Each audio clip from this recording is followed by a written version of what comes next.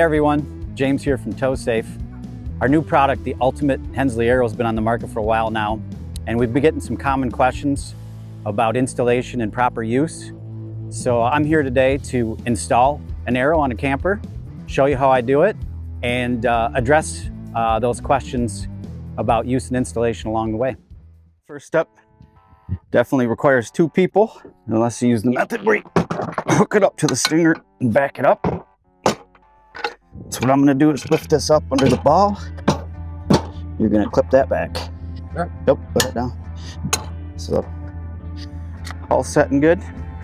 The next step is to get the frame brackets and the struts lined up. In order to do that, you want to have the white alignment tabs straight in the middle here.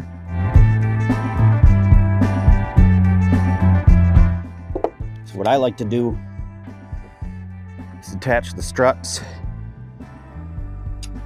to the main unit first, making sure beforehand that the struts are both even length.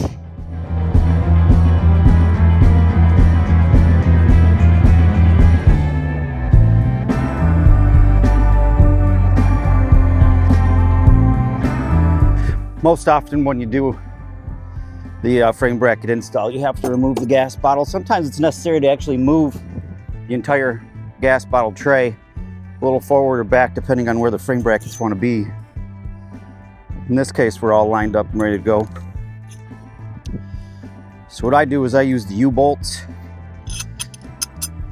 to hold the frame bracket in position while you get the struts lined up. In just a second, I'm going to show you the proper orientation of the struts.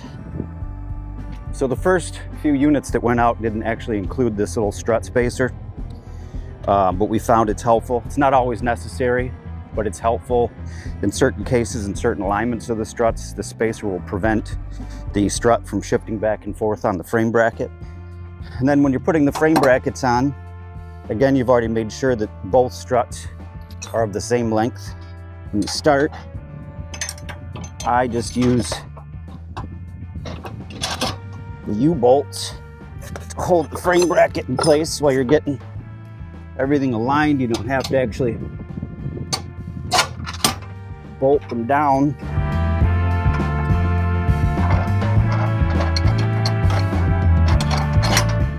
This just gives you the ability to properly position everything, allowing you to get the alignment right. So now I just do the same thing on the other side. When you're looking at proper alignment of the strut, you want it both parallel and level with the frame itself that way, which we're in good shape, so that middle hole is the right hole to use. But if you look the orientation from the top down, like directly down, you can see that the angle here is not matching the angle there.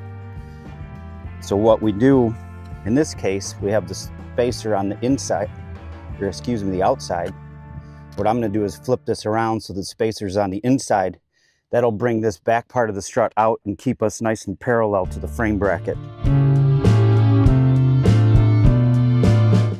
So now you can see we have a much better angle relative to the frame with that spacer on the inside versus the outside. So I'll do the same on the other side.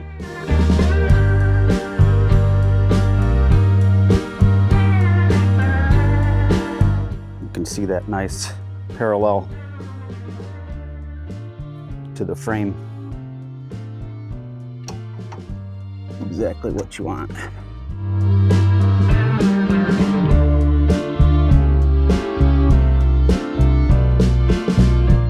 So the next step is to now set the frame brackets, fix them to the frame.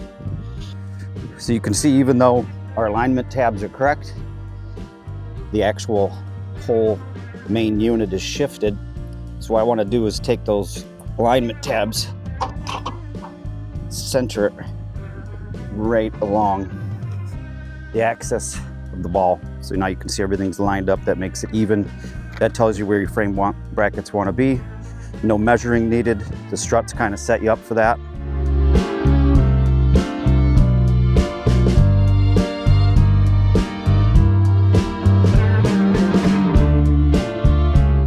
I start them all. I start each set of nuts on the U-bolts by hand, but it's quite a long thread. So typically what I'll do is just use a drill, cordless drill, just to set them up and snug them. And then what you have to use is a torque wrench to torque it to the proper torque. Just a note, and I'll note it again, it is not recommended and actually would void the warranty if you're using an impact wrench anywhere on the system for installation or adjusting the jacks, which I'll get to in a sec. Impact wrenches are just too strong. They do more damage than good. And the drill isn't meant to tighten anything, it's just getting us in position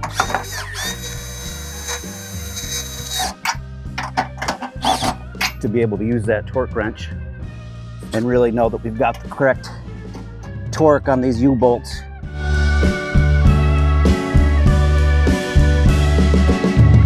So that's all nice and snug on that side. I'm gonna go over and do the other side.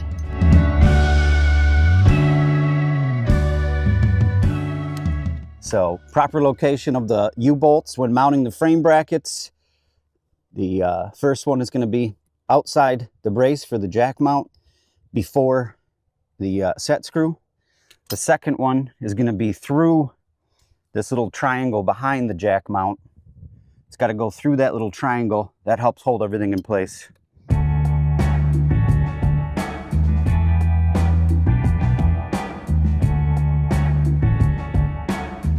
Just doing a last minute verification that the main unit is lined up and even, which means the frame brackets are in the right spot. What I'm going to do now is torque down the U-bolts. This 11/16 socket on a torque wrench. I'm going to set this to 45 foot-pounds. I've snugged up the U-bolts using the drill. Again, not an impact wrench. I'm going to go back through now and I'm going to torque each U-bolt to that 45 foot-pounds.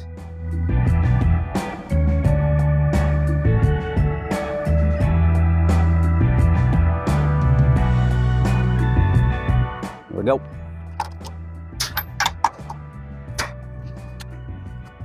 Another little tip when you're tightening the U-bolts is not to tighten just one side all the way.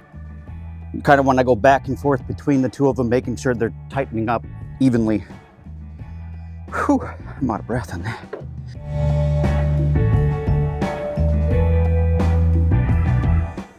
So the next step is the set screws. Easiest way is a 1/4" hex drive.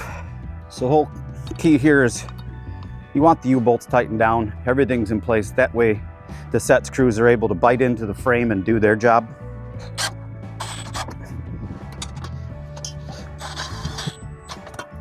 So once you've tightened the set screws down and they're in position, you know they're biting into the frame, you're going to use 3/4" wrench. This is what's called a jam nut. So by tightening that jam nut down,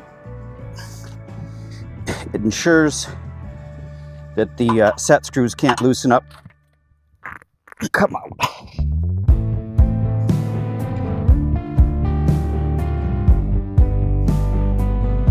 Now those jam nuts are in place, the set screws aren't going anywhere, and the frame brackets aren't either. You'll actually see the frame bracket kind of bulge out from the frame when you get it right. That's how you know the set screw is really biting into the frame. What you don't want to do, because we've already had some people doing this as a shortcut, is they'll put the set screws in first, jam nut everything down, and then they put the U-bolts on and torque everything together. But that doesn't allow the set screws to bite into the frame. You have to have the U-bolts on and torqued down so the frame brackets are in place before you put the set screws in. All right, so that's the frame brackets. The next step is just to set the struts, which again are the key to the no sway system. The struts are what's keeping the main unit aligned and doing everything to eliminate any chance of sway from crosswinds or semis passing, you name it. But this is what's doing all the work right there. So if you come over here, you can see you got the strut here. You got a left hand and a right hand rod end with matching nuts, matching jam nuts. They will be, the left hand will be denoted with a little pink paint marker. You can also check the jam nut that's the left hand thread will have a little arrow on it pointing in the right direction to spin, and that will differentiate between the left and right rod ends. But essentially, by doing that, you can see I can just freely spin this. So what I'm doing is I'm actually shortening this strut up just ever so slightly to make sure that it's right. Once I get that in place,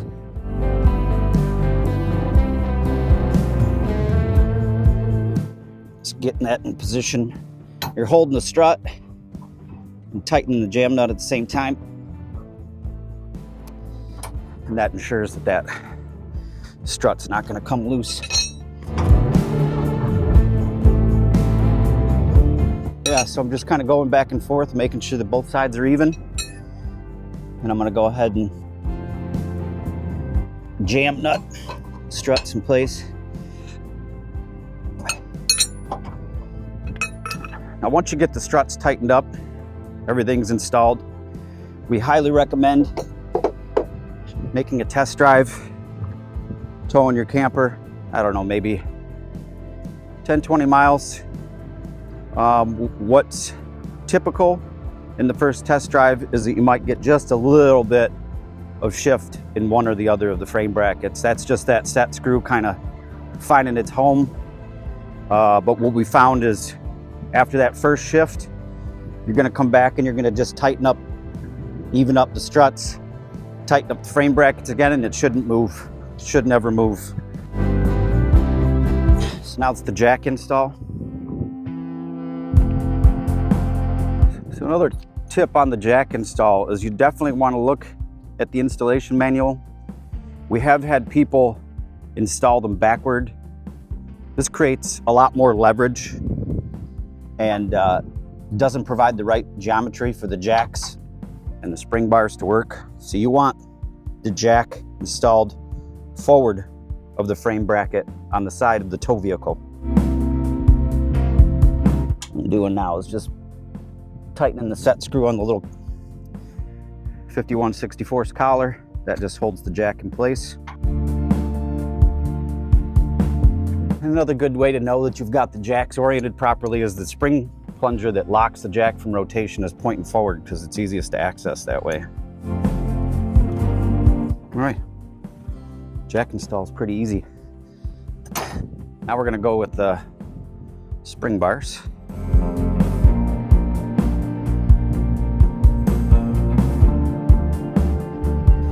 So I've got the spring bar. What you do is you basically push straight up. There's a spring-loaded zerk in there. It pops into a little groove and it's good to go. Prior to that, you are going to want to grease that spring bar, putting it up in there. And then after install, you're going to want to attach your grease gun to this zerk fitting and just fill that entire tube with grease until you start seeing it come out the bottom. It's the best way to do it. You can't over grease it. If you want to see more on how to properly grease the spring bar, there's another video that shows or demonstrates how to do that. I don't know how to say that. I mean, I'm the owner of the company. I push a pencil. I got people to do all this stuff, but I'm just trying to show you how simple it is. So just a little pin and cotter holds the jack onto the spring bar. We'll do the same thing on the other side. Let's see if I can get it better this first try. It's that easy. Just slide it straight up in there. Spring bars installed, jacks installed. I'm gonna do is consult my handy dandy install manual. Make sure that I've got the jacks mounted to the spring bars in the proper location. There are a couple of different settings of that attachment just to make sure we can accommodate different trailer configurations. But yeah, I'll show you here. Essentially, what you want is 3 holes showing. You can raise this up further. If you're having trouble getting full tension on the spring bars, you can raise it up a little bit. But this is the basic setting that seems to be the best and is recommended in typical applications. All right, welcome back. Further proof that I don't work with tools very often. Normal Joe. Some point during the install, we flung the coupler latch pin into outer space. Just spent the last 15 minutes looking for it. Who knows? But we do have our trusty master lock that ensures that you can lock that coupler latch. Nobody can come up and just undo your pin and walk away with your stuff. So we're back in business. I guess what I wanted to do is give an overview of what we've done so far. We have mounted the main unit to the coupler ball. Again, locked out the coupler latch with a master lock. We have installed the frame brackets and the strut bars, both sides. U-bolts torqued down to 45 foot-pounds.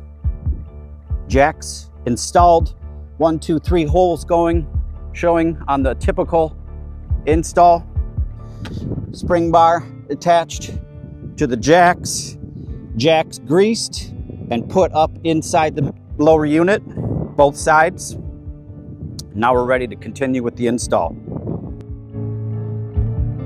The last 2 things that we're going to do here in terms of the install before we get into the hooking and unhooking is, because the Arrow, this main unit, is a bit longer, you need to extend your safety chains as well as your 7-way plug. So the next step I'm going to do here, doesn't take too much time, is to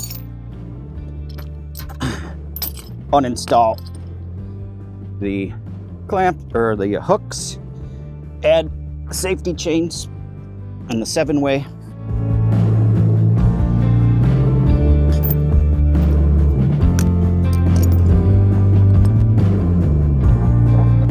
That's 1 chain extension. That's how easy it is. Again, removing the hook from the original safety chain, putting in the new extension. This actually comes with it.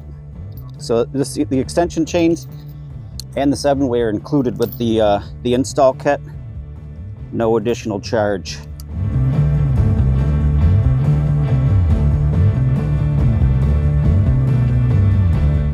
Two extensions installed. The other thing that's often necessary is to extend the lead from your emergency brake line if there is a separation and the safety chain's getting engaged. But we do also include a little length of wire to extend that back. I've already done that though. Next is simply, that gives you the extra 1 foot or so that you need to get back to your original power. As far as I can tell right now, we're ready to start the hookup. So I don't know if you can see on camera, but essentially this jack and this jack are not the same height. So it's got, the whole unit is tilted to the side a little bit, right? So for orientation, you're always going to use the jacks to move the unit. And they just turn by hand. For all of these adjustments, you want to have the trailer jack down. A lot of times before people start tensioning the spring bars, they'll have the trailer hooked up to the tow vehicle have the tongue jack up, so all of the weight is on the hitch system. It makes it extremely difficult to tension these spring bars, whereas you can see I'm doing it by hand. Just doing that a little bit. It's got me just about level. I'd say that's pretty darn good right there. Now, if you get the camera down, another part of hooking up is that this lower unit will want to tilt like this. And these spring bars, coupled with the jacks, basically adjusting the jacks, will raise or lower the rear end of this lower unit. And that orients the hitch bar box in this direction. It's on an angle, it tilts, right? It doesn't just go up and down, you're gonna get an angle to it. And that's what you're using to adjust if, say, you're not quite on a level piece of concrete from tow vehicle and you actually need to create an angle. That's how you do it. Everything happens with the jack adjustments. So I think that looks pretty good. What we're gonna do is go ahead and install the hitch bar. That's the new, what we call ultimate hitch bar. You can see that's seriously reinforced, guaranteed not to fail. And this is actually a class 5 for my truck. So we actually do sell class 5 versions, or 2.5-inch receivers versus 2-inch receivers, rather than using a sleeve.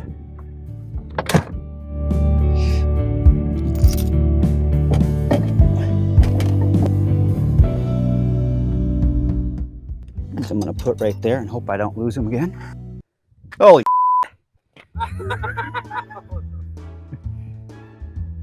So there you go, I lifted up the tailgate. There's a missing coupler latch pin. Well, that was 15 minutes wasted. Anyway, the padlock's better. Wow. Yeah, so essentially what I'm doing is I'm using the backup camera, if you're lucky enough to have one, to just line the hitch bar up as straight as I can with the Arrow main unit. If you're a little bit out of alignment, maybe an inch one way or another, you can actually adjust the main unit by hand to get everything lined back up, and I'll show that in a second.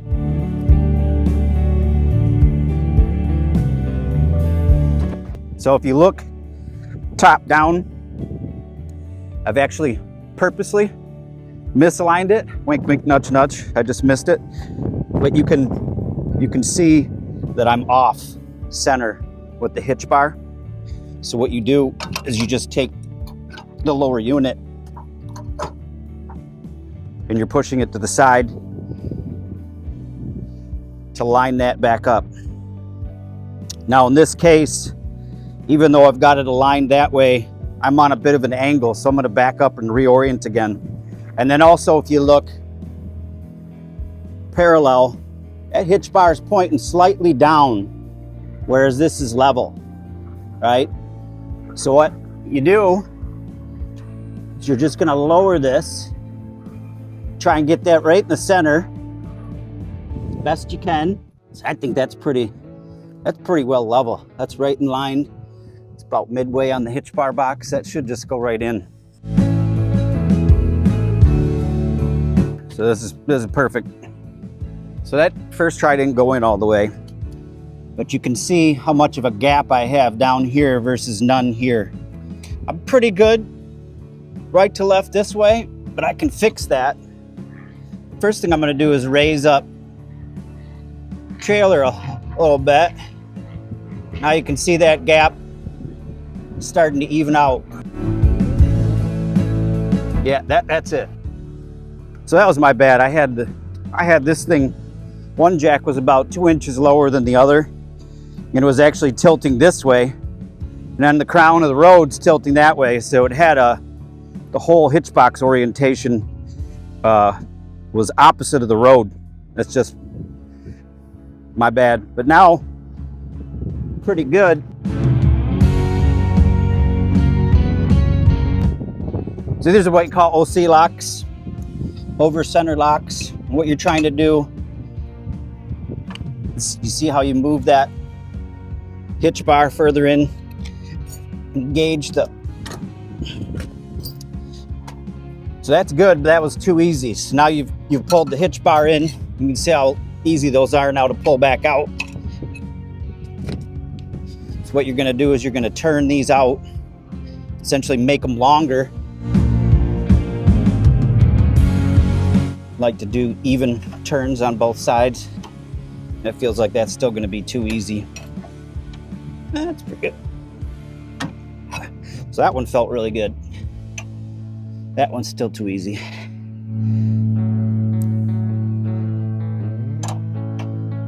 Still too easy.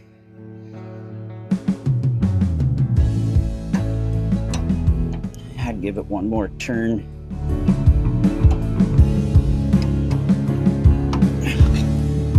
So, as a safety measure, what you want to do is kind of go back and forth again. See how that one loosened up? It just keeps pulling the hitch bar farther in. So again, I am going to turn this out to make the rod end longer.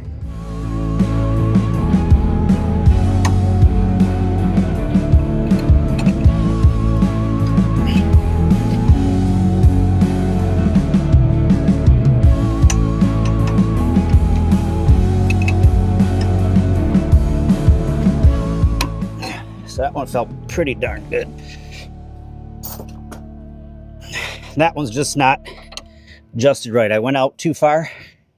I'm going to turn it in one rotation at a time. So that's good. Now I'm just going to check this side to see if it loosened up at all. And it didn't. So that's a good hook up there.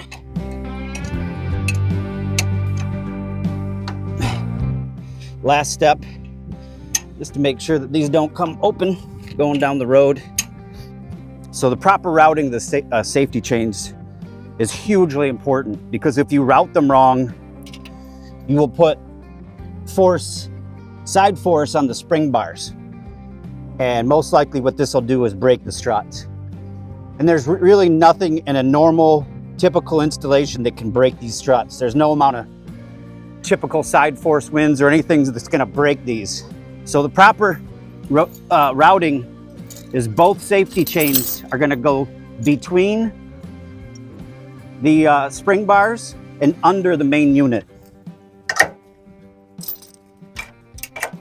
Again, between and under. Another thing that we've had some customers do by mistake or by accident is they don't raise the trailer jack or the tongue jack high enough, and they don't take the pad off. And this does the same thing. You go to turn off the road into a gas station, this gets in the way, your spring bar gets bound on the trailer jack, probably going to break the struts first, because you put so much torque on the whole unit, but you're not allowing anything to rotate or actuate. So hugely important, proper routing of safety chains. Always get that tongue jack or trailer jack as high up as you can, and then remove the foot and ensure that you have clearance so that those spring bars can float freely underneath. So these want to go side to side while you're driving. These are going to rotate back and forth like this. So if you stop them from rotating, something's got to give. I mean, this is heavy duty steel, right? You got to put a lot of force on something like this to actually break this kind of steel. And if you stop it from rotating and you take the leverage, you think of the truck and the camper as lever arms, that is a huge amount of leverage you're putting on it. So the last step, now that we're all hooked up, is to get your proper weight distribution. I just want to show another advantage of the Arrow is that now you get to actually use your tailgate. Before, when I was pulling just off the ball, my tailgate was banging into that just to get it open. So just another small advantage. Right now I'm working on the last step, which is I'm going to tension these spring bars, which is the weight distribution component of the hitch, to get the weight forward of the tailgate for a nice smooth ride.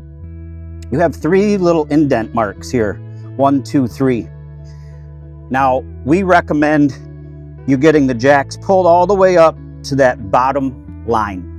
The reason we have a couple of lines is just to mark, again, not every application exactly the same, but in a typical setup, you want to get these jacks pulled all the way up to that bottom line. You can see they're very loose right now. You're making sure that the tongue jack or trailer jack is down. It's taking the weight off of the system. That's what allows you to just rotate this by hand. So again, this is just a regular cordless drill. You can tighten these by hand and then finish it off with the wrench. If you want to speed things up a little bit, that gets you a lot closer faster, and then you finish it off with the wrench. This is a drill. This is not an impact wrench. An impact wrench most likely will snap that nut off. We've had it happen. It is not the fault of the welding or the steel. It is just simply too much torque, and it's not, the impact wrench is not intended for an application like this. Do not use an impact wrench. So I got that pretty tight. Any tighter and it's gonna start torquing your wrist. So from there, I'm just gonna use this wrench, and I'm gonna keep turning and tensioning these spring bars. So this isn't too hard to turn at all. It just takes time. I'm gonna stop real quick and see how I'm doing. So I'm already past the top line, approaching the middle line here. Now I'm at the middle line, and I'm gonna keep going so I get to that bottom line. But again, it hasn't got any more difficult. Do not use an impact wrench on this. You will break it. So I'm pretty much at that line there. As you drive and you do this more often, you'll get to feel the weight distribution and what works for you in your towing setup. Could be a little more, could be a little less. But as you get better at it, you'll start going down the road and you'll feel, this is too tight, or it needs to be a little less tight. So we just say start off there and see where you need to go from there. Now, once that's tightened up and that's the tension you want, what you're doing is you're just turning that locking pin. You're gonna rotate it until it finds its home.